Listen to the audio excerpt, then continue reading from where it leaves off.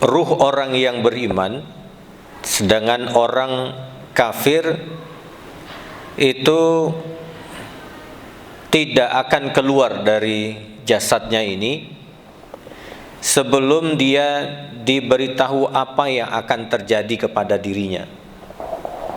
Jadi orang nazak itu dia akan tahu kemana dia akan pergi. Jadi ini membangun kesadaran kepada kita bahwa ada orang yang pergi dengan keikhlasan, ya. Ada yang pergi dengan kelelahan, ada yang pergi dengan kegembiraan. Maka Ibnul Mubarak, ini seorang ulama, meriwayatkan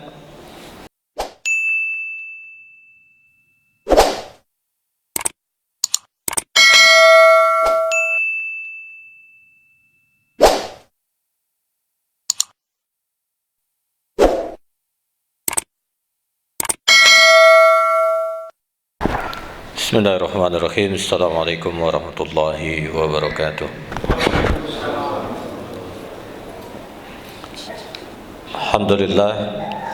Alhamdulillahi rabbil alamin.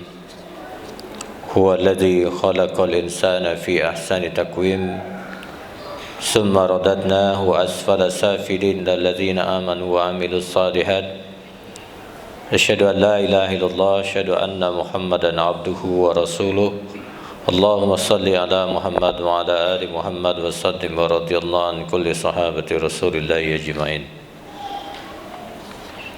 Alhamdulillah, syukur kita kepada Allah. Pada maghrib ini kita dihimpun oleh Allah di majlis ini. Semoga majlis kita ini majlis yang diberkahi oleh Allah Subhanahu wa taala. Serta salawat dan salam marilah kita mohonkan semoga tercurah kepada baginda Nabi Muhammad sallallahu alaihi wasallam sebagai uswah dan qudwah hasanah buat kita semua. Bapak Ibu yang dimuliakan oleh Allah, kita melanjutkan kembali kajian kitab Tazkirah yang kita bahas sebelumnya. InsyaAllah pada malam hari ini kita akan membahas tentang sesuatu yang menakutkan, ya. Kalau di Indosiar itu menakutkan, kalau di Mahya tidak menakutkan, yaitu tentang ruh, ya. Sehingga nanti kita memahami secara utuh apa sebenarnya ruh itu, kemana dia pergi, sehingga kita tidak punya persepsi yang macam-macam tentang ruh, atau kita datang ke makam, ke kuburan dan sebagainya, kita sehingga tidak salah paham. Kesalahpahaman kita itu fatal sebenarnya ketika itu dikaitkan dengan keyakinan kita terhadap Allah Subhanahu wa taala. Makasih, Mas. Bapak Ibu yang dimuliakan oleh Allah, ruh orang yang beriman, sedangkan orang kafir itu tidak akan keluar dari jasadnya ini sebelum dia diberitahu apa yang akan terjadi kepada dirinya. Jadi orang nazak itu dia akan tahu kemana dia akan pergi. Jadi ini membangun kesadaran kepada kita bahwa ada orang yang pergi dengan keikhlasan, ya. Ada yang pergi dengan kelelahan, ada yang pergi dengan kegembiraan. Maka Ibnul Mubarak, ini seorang ulama, meriwayatkan dari Hawwah bin Abu Sakhar, ya, Muhammad bin Ka'ab Al-Quraizi. Beliau menyampaikan seperti ini: jika seorang mukmin akan meninggal, maka malaikat maut mendatanginya. Jadi kalau kita mau wafat, yang datang itu tidak hanya malaikat maut sebenarnya. Ada beberapa malaikat yang datang, tapi yang datang ke fisik kita itu malaikat maut. Tapi yang datang sebelum datang malaikat maut, ada beberapa malaikat yang datang. Ada yang membawa kain kafan. Jadi kita nanti wafat, saat ruh itu diambil, maka ruh itu ditaruh di kain kafan. Tapi ada dua jenis kain kafan nanti kita bahas. Lalu diletakkan kain kafan itu di mana? Jadi, Ustaz, bukankah kita waktu wafat itu dimandikan dan dikafani? Iya, yang dikafani itu jasad. Tapi ruh juga akan dikafani. Jadi ruh kita ini juga akan dikafani. Malaikat maut itu mengucapkan apa, Pak? Salah satu yang diucapkan oleh malaikat adalah Assalamu alaikum. Malaikat itu akan mengucapkan salam. Ya, mengucapkan salam. Jadi kalau panjenengan menemukan orang sudah matanya melihat seperti ke atas seperti ini, maka ditalkin boleh. Ya. Maka baca Yasin itu baiknya kapan? Ya setelah wafat juga boleh, sebelum wafat juga boleh. Tapi kalau sudah matanya melihat ke atas seperti ini, kalau panjenengan menemukan, maka talkinnya jangan terlalu cepat-cepat. La ilaha illallah. Saya khawatirnya dia geleng-geleng kepala gitu ya. Tidak mungkin ya, Pak. Karena apa yang dilihat oleh malaikat itu, dia melihat malaikat yang tersusun itu. Di antaranya adalah malaikat yang membawa kain kafan tadi. Kain kafan tadi. Maka setelah itu turunlah malaikat itu, malaikat maut, mengucapkan salam, Assalamu alaikum. Ya wali Allah, wahai walinya Allah. Jadi terutama ini, Pak. Nah, ini istimewanya kalau yang tua wafat. Nah, jadi kalau panjenengan punya orang tua umurnya 100, 90, 80, itu punya keistimewaan. Keistimewaannya apa? Di saat nanti bertemu dengan Allah, setelah naik, nanti ada riwayat yang menjelaskan, setelah naik sampai ke Sidratul Muntaha, di sanalah berkumpulnya orang-orang yang beriman. Setelah langit pertama, kedua, ketiga, keempat, kelima, keenam, ketujuh, kedelapan, nanti akan berkumpul orang yang beriman, arwahnya di sana berkumpul. Dan sebelum itu kalau yang tua-tua, ya syukur ya kalau yang wafat tua itu, salah satu yang membahagiakan bagi orang tua yang wafat adalah apa kata Allah Subhanahu wa taala? Ana arhamukum. Aku mencintai kalian karena sudah tua di dalam berislam. Walaupun mungkin dia punya dosa, iya. Tapi Allah menghargai dia dengan keislamannya itu. Sudah tua dia masih sebagai seorang muslim. Dan Allah mengatakan ana arhamukum. Aku merahmati kalian, aku mencintai kalian.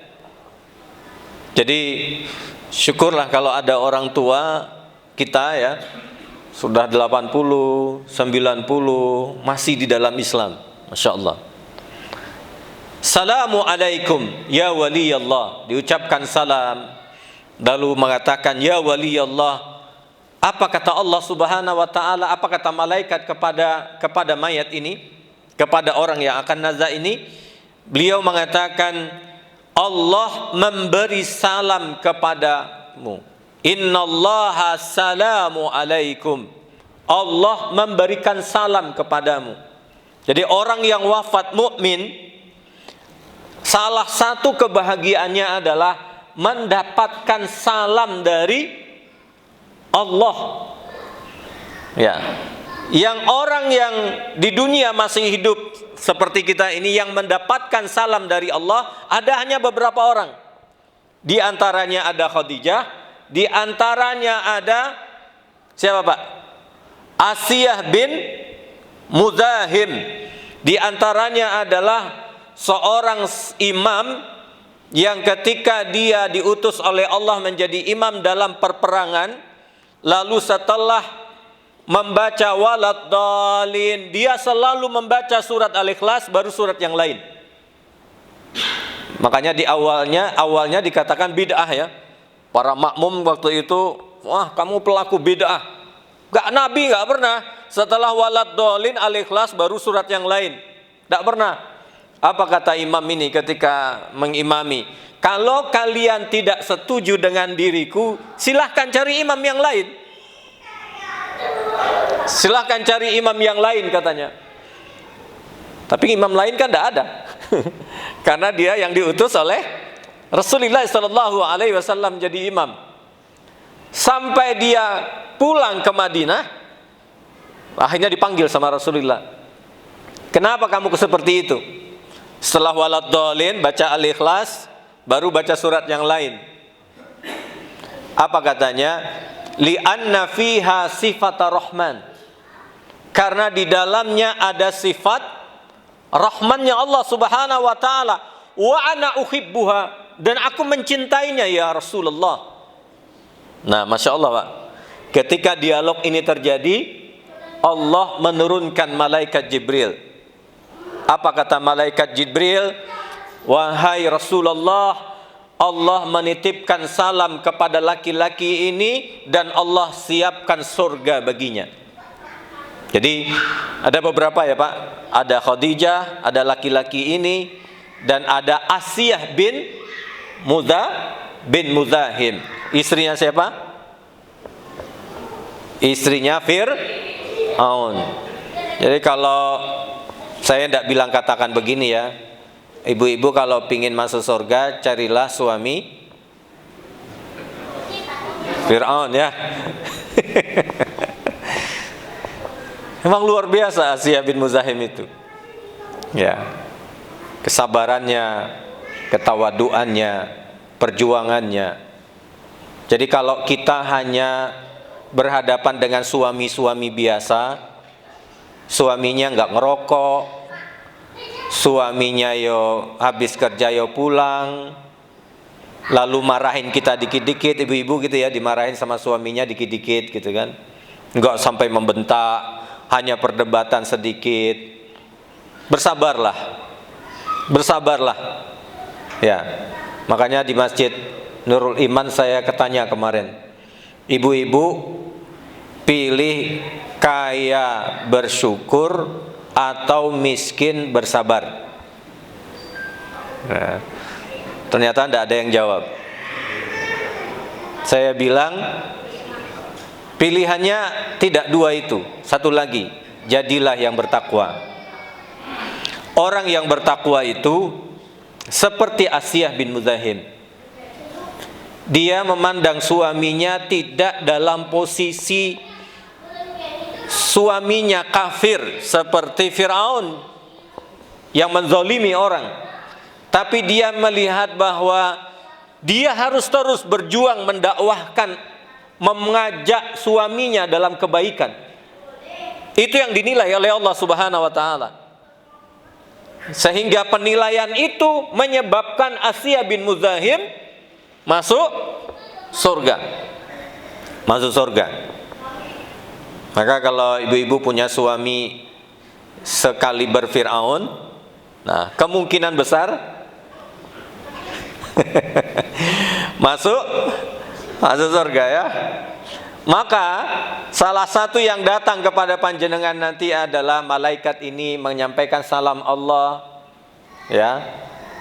Dan malaikat maut mencabut nyawanya sebagaimana firman Allah Subhanahu wa taala di surat An-Nahl 32, orang yang ketika diwafatkan oleh malaikat dalam keadaan baik, mereka para malaikat mengatakan kepada mereka, salamun alaikum.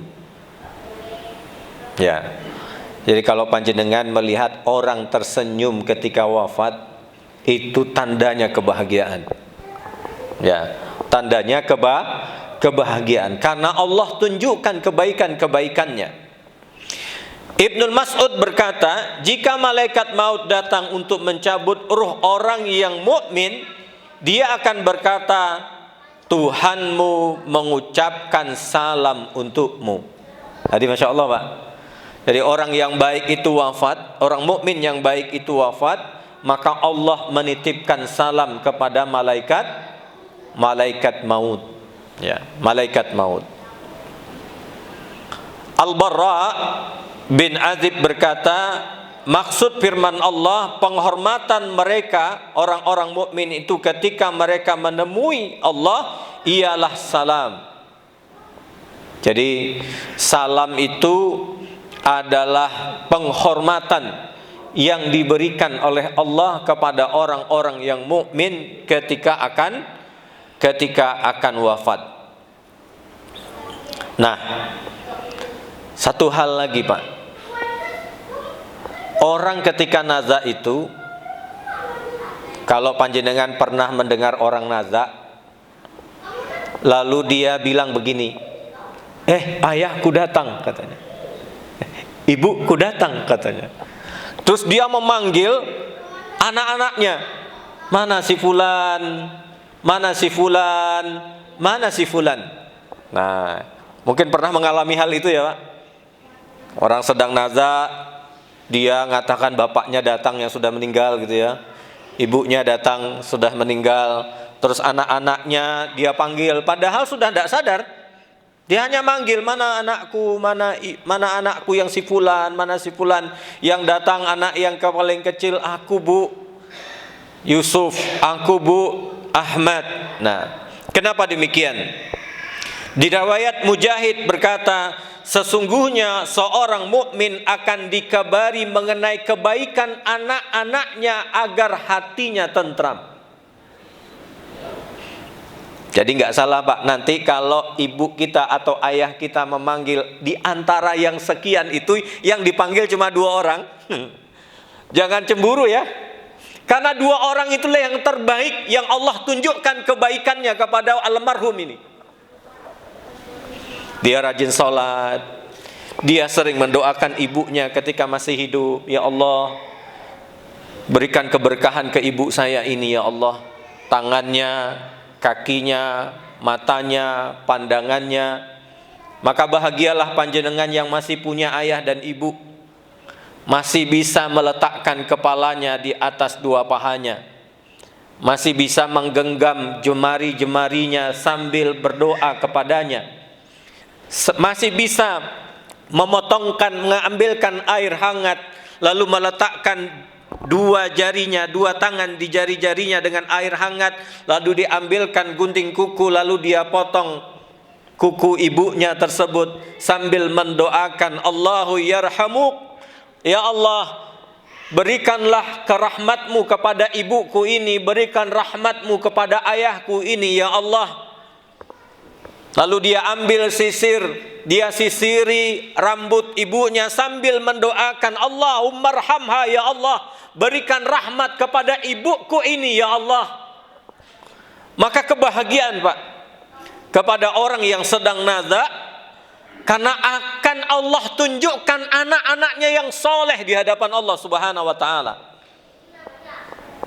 Insyaallah ya.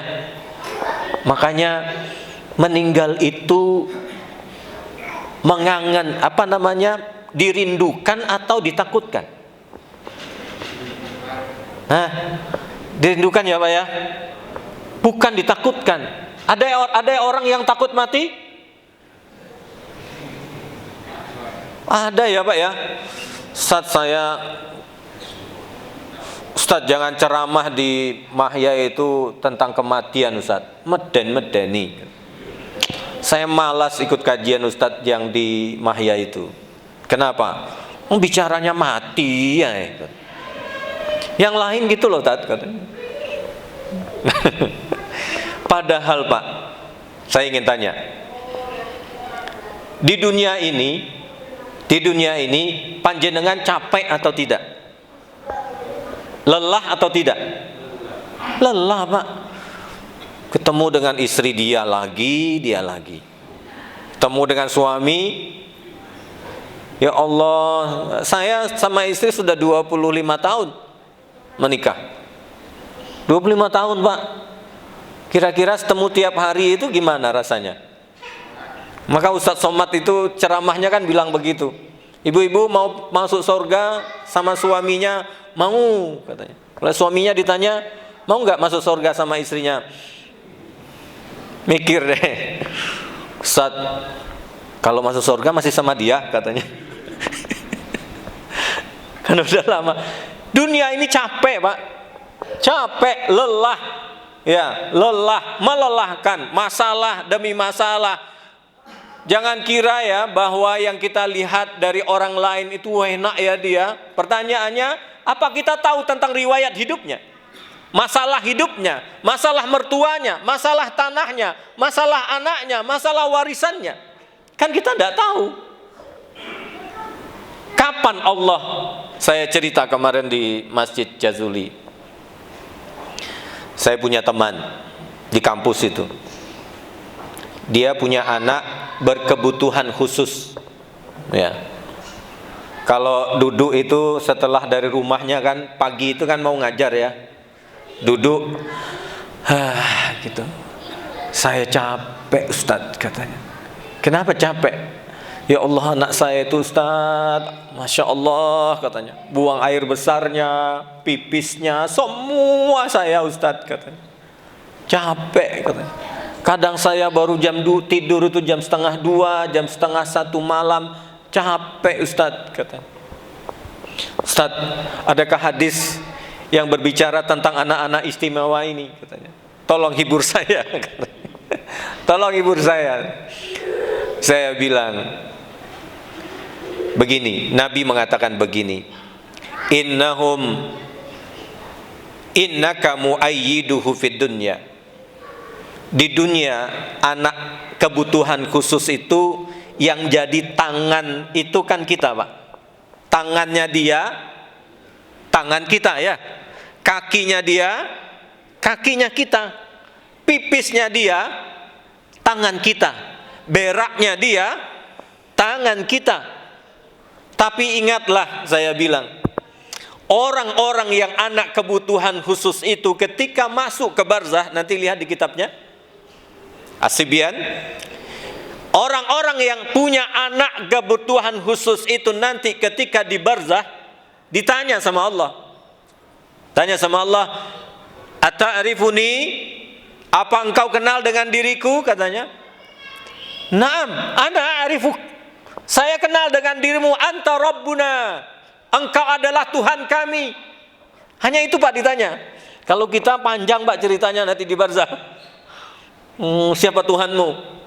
Siapa nabimu? Kan panjang Pak. Ya, kalau orang-orang yang seperti itu enggak cuma ditanya, "Kamu kenal dengan aku?" Katanya, "Ya, aku kenal. Engkau telah Tuhan kami." Apa kata Allah Subhanahu wa taala di hadis kursi disebutkan, "Innahu muayyiduka fil jannah wa innahu muayyiduka fil jannah." Innahu muayyiduka fid dunya wa innahu muayyiduka fil akhirah. Dia yang jadi tangan, kita yang jadi tangan dia, kita yang jadi kakinya dia di dunia. Nanti di akhirat berbahagialah, maka dia yang akan menolong kita nanti di yaumil akhir kelak. Jadi kalau panjenengan punya anak istimewa seperti itu, Masya Allah, itu kabar gembira. Ya, kabar gembira. Memang Ustadz lelah di dunia ini, tapi ada akhirat surga yang Allah janjikan jauh lebih nikmat daripada dunia ini. Masjid ini kan nyaman ya, ada AC-nya. Apalagi kalau imamnya bacanya panjang itu mendengar bacaannya atau ngantuknya gitu ya. Allahu Akbar, Alif Lam Mim gitu ya. Alif Lam Mim, kira-kira berapa ayat ini? sampai ulaika humul muflihun atau halaman berikutnya gitu ya. Setelah itu apa? Panjang ceritanya, hanya ngantuk. Nah, di tempat yang panas juga begitu. Ya Allah, siang-siang begini khotibnya panjang ya. Saya kemarin hari Jumat kemarin di Bogor, Pak. Ya, dekat kampus lama IPB itu ada masjid. Khotibnya panjang sekali. Oh, panjang sekali. Panjang sekali, padahal yang hadir itu kan karyawan, penjaga toko dan macam-macam gitu ya. Panjang sekali. Samping saya itu sambil duduk begini. Nikmat sekali tidurnya. Sampai komat itu saya bangunkan. Mas, sudah komat? Oh, sudah komat ya Pak, alhamdulillah. Bisa tidur setengah jam. Ya. Saya juga nggak mau bilangin Pak wudhu Pak, saya nggak bilang gitu. Kok sampai ke sini ya? Ya, maksud saya ada orang-orang yang seperti itu di dunia, capeknya luar biasa. Pertanyaan saya, kalau panjenengan dan saya capek, pingin istirahat dan tidak? Pingin ya Pak? Pingin. Maka tempat istirahat paling nyaman di mana? Di rest area? Di surga Pak. Di surga. Surga. Gak ada tempat yang lebih nyaman, lebih tenang. Makanya Khadijah itu siapa Bu? Istri baginda Nabi Muhammad SAW. Ketika akan wafat, turun malaikat mengkabarkan selain salam dari Allah Subhanahu Wa Taala, Khadijah dikabarkan, wahai Rasulullah, Allah telah menyiapkan sorga untuk Khadijah. Di dalamnya tidak ada letih, tidak ada kegaduhan. Kenapa Pak demikian pernyataan malaikat? Karena memang Khadijah itu capek. Nemani Nabi itu hartanya habis, diboikot 3 tahun, makannya rumput, makannya tongkatnya dari kayu digigit menjadi debu masuk dalam mulutnya. Itulah Khadijah. Maka surga yang Allah berikan untuk Khadijah apa Pak? Tidak ada lelah. Ibu-ibu punya anak itu capek apa enggak? Saya mulai dari hamil saja. Hamil itu capek atau tidak? Wah, luar biasa, punggungnya capek gitu ya. Belum lagi muntahnya, belum lahirnya, antara hidup dan mati. Saya waktu lahiran anak pertama itu di istri megang tangan saya. Sakitnya luar biasa. Ternyata sakit luar biasa karena memang disuntik gitu ya. Sakitnya luar biasa. Maka saya tidak berani marahin istri itu. Karena lelahnya luar biasa sudah. Lelahnya sudah luar biasa. Belum lagi punya anak. Insya Allah ya, sampai dia besar. Ada yang kadang baru menikah itu umur 28, 30, ada yang 45. Masih bersama ibunya. Bahkan ibunya masih bilang kepada anaknya, kalau terjadi sesuatu pada dirimu dengan suamimu di rantau sana, pulanglah ke rumah ini. Ibu akan menjemput dirimu. Itulah seorang ibu. Itulah seorang ayah. Tidak peduli Pak, apa bentuknya, apa yang terjadi kepada anaknya, apapun yang terjadi kepada anaknya, dia siap menerima. Saya dapat cerita oleh seorang ibu-ibu. Maaf ya, ibu ini punya anak Hamdan. Hamdan itu apa Pak? Hamil duluan ya, hamil duluan. Gak tahulah sebabnya apa. Dia bilang cuma seperti itu. Tapi Ustadz, malunya luar biasa ya, malunya luar biasa. Tapi saya ini ibunya Ustadz. Saya tidak punya keinginan punya anak lalu dia melahirkan dari luar pernikahan. Wajah saya ini saya taruh di mana Ustaz? Katanya. Tapi saya harus menerima. Katanya. Saya harus menerima. Menerimaan uang itu anak saya Ustaz. Tidak mungkin saya usir dari rumah. Katanya. Tidak mungkin. Cucu anak yang lahir darinya juga saya harus terima Ustaz. Katanya. Coba bayangkan. Capek nggak Bu? Insyaallah ya, lelah. Maka istirahat kita di mana Pak? Di surga. Ingin saya bertanya kembali, pingin cepat-cepat pulang ke surga atau masih bertahan di sini lama-lama? Makanya sesungguhnya orang mukmin akan dikabari mengenai kebaikan anak-anaknya agar hatinya tentram. Mengapa kita ngajarin kebaikan kepada anak-anak kita? Supaya kita mendapatkan ketenangan itu. Diriwayatkan oleh Ibnu Majah dari Abu Hurairah bahwa Rasulullah, jika seorang laki-laki saleh meninggal, maka para malaikat mendatanginya dan berkata, keluarlah hai jiwa yang suci. Warqa wan nasyitati nasta wassabihati sabha fassabiqati sabqa fal mudabbirati amra. Maka orang-orang yang beriman itu indah kematiannya. Walaupun mungkin dilihat orang sama lihat orang, ya Allah, misalnya dia kehidupannya seadanya gitu ya, tapi Masya Allah dia dimuliakan oleh Allah. Wahai jiwa yang suci, dari tubuh yang suci keluarlah hai jiwa yang terpuji. Bergembira riahlah wahai jiwa yang tentram. Coba. Jadi orang yang wafat itu gembira atau tidak Pak? Orang yang mukmin wafat dia gembira, senang. Senang. Makanya Bilal bin Rabah ketika wafat, istrinya kan bilang begini, hazanan, hazanan, hazanan, hazanan, kata istrinya Bilal. Kata Bilal, wala takuli hazanan. Jangan bilang sedih, jangan bilang sedih, jangan bilang sedih. Kul farhan, farhan, farhan, farhan. Katakanlah bahagia, bahagia, bahagia, karena setelah ini aku bertemu dengan Tuhanku. Bilal Pak. Jenengan tahu Bilal? Punya nomor WA-nya, profilnya atau Instagramnya? Kan tidak punya. Budak hitam, kelam, yang dibebaskan oleh Abu Bakar Siddiq. Tapi Masya Allah kemuliaannya luar biasa. Jadi kita ini bukan persoalan kaya atau miskin Pak, budak atau tidak budak, tapi kemuliaan kita di hadapan Allah jauh lebih penting. Bukan persoalan rumahnya mewah atau tidak mewah, mobilnya lebih mewah atau tidak mewah. Persoalannya adalah kita dengan Allah. Hanya kita dengan Allah. Bagaimana kita dengan Allah? Bagaimana kita akan menjemput kebaikan?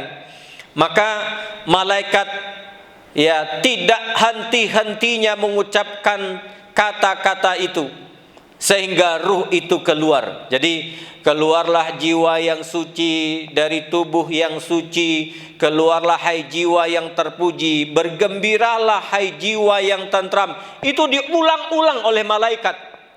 Coba, senang kan? Jenengan kalau masih kecil dulu masih ingat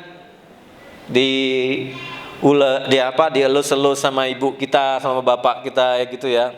Masih ingat kan? Enggak ingat. Insyaallah ya Allah, rahmati anakku ini ya Allah, salehkan dia, pintarkan dia, jadikan dia rajin salat.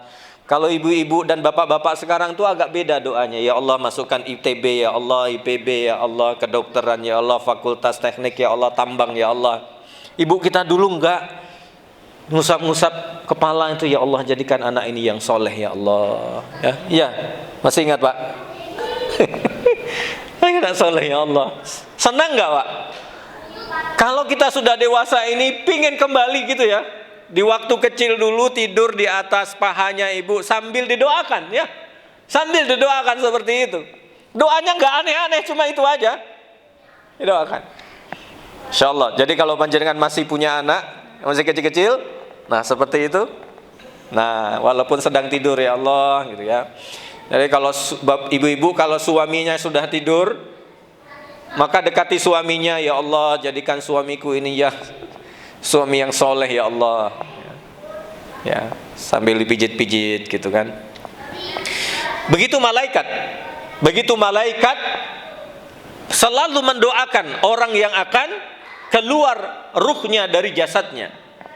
Kemudian malaikat membawanya naik ke langit. Nah, orang mukmin tadi ruhnya dibawa ke langit. Sebelum naik ke langit, malaikat yang membawa kain kafan dari sutra tadi. Nah, orang mukmin kafan ruhnya itu dari sutra dan wanginya seperti kasturi. Nah, jenengan kalau bertemu dengan mayat lalu wanginya luar biasa, itu bertanda. Ada yang pernah ke Aceh waktu kejadian tsunami? Wah, luar biasa Pak. Banyak wanita-wanita yang wangi-wangi. Insya Allah ya, wangi. Jasadnya aja wangi. Kalau tadi riwayatnya kan ruhnya yang ditaruh di atas sutra dan disirami dengan minyak, ya, dengan parfum yang luar biasa. Sampai malaikat penjaga pintu pertama, malaikat apa? Siapakah fulan ini yang jasadnya begitu wanginya? Apa kata malaikat? Dia ini ahlus siyam. Ruh ini suka puasa. Suka puasa. Masya Allah. Apa kata malaikat penjaga pintu langit pertama? Nafrahu bihi. Kami bahagia dengannya. Dibukakan pintu surga, naik lagi. Nah, jadi yang tidak naik siapa? Ruh yang tidak naik siapa? Ruh yang masih punya hutang di BRI. Nah, ruh yang punya hutang, nah itu yang gentayangan pulang ke rumah. Saya serius Pak. Ini bukan saya bercanda, ini serius. Orang yang punya hutang tidak mau disolatkan oleh Nabi mayatnya. Bukan berarti sahabat tidak menyolatkan ya. Nabi tidak mau menyolatkan. Lalu ditanya oleh sahabat, ya Rasulullah, kenapa tidak disolatkan? Dia masih punya hutang di BRI. Kata sahabat yang lain, di Bank Jatim gak apa-apa ya. Ya podo ae gitu ya. Podo ae. Makanya kalau punya hutang itu boleh. Boleh Pak. Bahkan kalau kita menghutangi seseorang, selama orang itu memakai uang kita, sedekah buat kita. Sedekah buat kita. Maka kalau punya hutang dicatat. Bapak-bapak ya, pergi ke warung ngopi gitu ya. Bu, catat 1 cangkir. Gitu ya, dicatat. Nanti di rumah catat lagi. Lalu bilangin ke istrinya, Bu, ini buku kecil ini isinya daftar hutang ya. Nanti kalau aku wafat bayar. Tolong dibayar gitu ya. Tolong dibayar. Ya utangnya jangan banyak-banyak, Pak. Utangnya jangan banyak-banyak. Jadi naik. Kemudian malaikat membawanya naik ke langit. Sesampainya di langit dibukakan pintu untuknya. Para malaikat penjaga pintu ya bertanya, siapa orang ini? Malaikat menjawab, dia fulan bin fulan. Malaikat penjaga pintu lalu berkata, selamat datang jiwa yang suci, tubuh yang suci, masuklah, gembiralah wahai jiwa yang tentram. Nah, ruh itu seperti itu Pak. Jadi adakah ruh itu yang kembali ke makamnya? Nah, tuh ruh kembali ke makamnya. Kita sholat, kapan-kapan kita lanjutkan kembali. Semoga kita bertemu lagi ya. Bertemu lagi sehat. Tapi kan kita tidak tahu Pak. Siapa tahu nanti minggu depan saya diumumkan di Masjid Mahya, Ustaz Yufridal telah meninggal. Ya, sudah dikafani, sudah dimandikan, siap untuk disolatkan. Kan tidak tahu kita. Mungkin saya yang duluan, panjenengan yang terakhir, atau panjenengan yang duluan, saya yang terakhir gitu ya. Wallahu a'lam bishawab. Kita siap untuk itu. Qulu qauli hadza astaghfirullahal azim. Assalamualaikum warahmatullahi wabarakatuh.